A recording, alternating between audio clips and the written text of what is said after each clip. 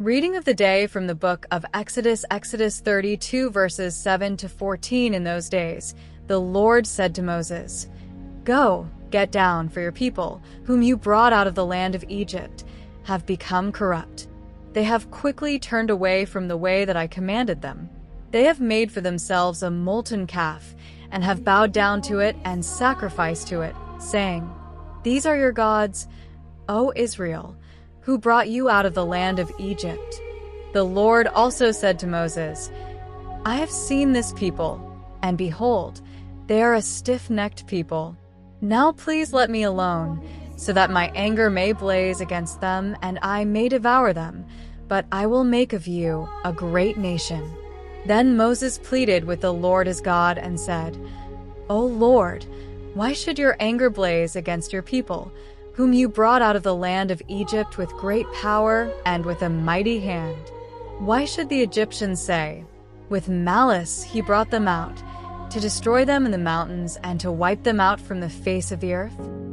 Turn from your burning anger and abandon the plan to harm your people. Remember Abraham, Isaac, and Israel, your servants, to whom you swore by your own self and said, "I will make your descendants as numerous as the stars in the sky, and all this land that I have spoken of I will give to your descendants, and they will possess it forever." The Lord changed his mind about the harm he had threatened to do to his people. Gospel of the day from the Gospel according to John, John 5 verses 31 to 47. At that time, Jesus said to the Jews, "If I testify on my own behalf, my testimony is not true. There is another who testifies on my behalf, and I know that the testimony he gives on my behalf is true. You sent messengers to John, and he has testified to the truth. I do not receive testimony from man, but I say these things to you, so that you may be saved. He was the burning and shining lamp, and you were willing for a season to rejoice in his light. But I have greater testimony than John's. For the works which the Father has given me to finish, the very works that I do, bear witness about me, that the Father has sent me. And the Father who sent me has himself borne witness about me. But you have never heard his voice or seen his form, and his word does not remain in you. For whom he sent you, do not believe.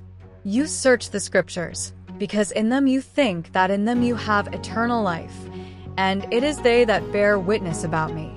But you do not want to come to me that you may have life. I do not receive glory from men, but I know you, that you do not have the love of God in you.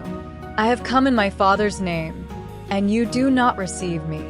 If another comes in his own name, him you will receive. And how can you believe, you who receive glory from one another, and do not seek the glory that comes from the only God? Do not think that I will accuse you before the Father. There is one who accuses you, Moses, in whom you place your hope.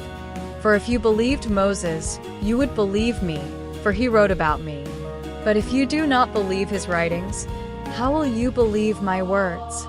Words of the Holy Father. The Father was always present in the life of Jesus, and Jesus spoke of him. Jesus went to pray to the Father, and many times he spoke of the Father who cares for us, as he cares for the birds, the lilies of the field. And when the disciples asked him to learn to pray, Jesus taught them to pray to the Father, "Our Father." Mt 6:9. He always turns to the Father. This trust in the Father, who is capable of doing everything. This courage to pray, because it takes courage to pray. Praying is going with Jesus to the Father, who will give you everything. This is how the church goes forward, with prayer, the courage of prayer, because the church knows that without this ascent to the Father it cannot survive. Today, Saint Richard of Chichester is celebrated, an English bishop of the 13th century. Born in England in 1197, he dedicated his life to theological and legal studies, becoming a distinguished churchman. After serving as chancellor to the Archbishop of Canterbury, he was appointed Bishop of Chichester despite opposition from King Henry III. With determination and a spirit of service, He defended the rights of the church and devoted himself zealously to the pastoral care of his flock. Through his preaching and austere way of life, he promoted clerical reform and the religious education of the faithful. His humility and love for the poor made him a guiding figure for the Christian community. He passed away on April 3, 1253, and was canonized in 1262.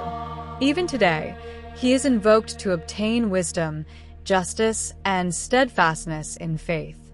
A prayer attributed to him asks the Lord for the grace to know him more clearly, love him more dearly, and follow him more nearly.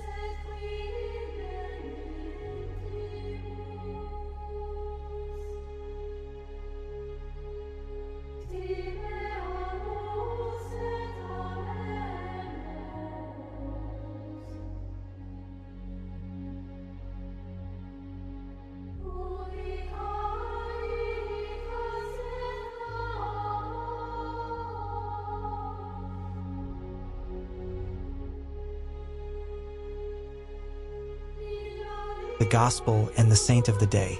If you wish to continue exploring spirituality and Christian history, don't forget to subscribe to the channel and turn on notifications so you don't miss the upcoming videos. May the peace and blessing of the Lord be with you always.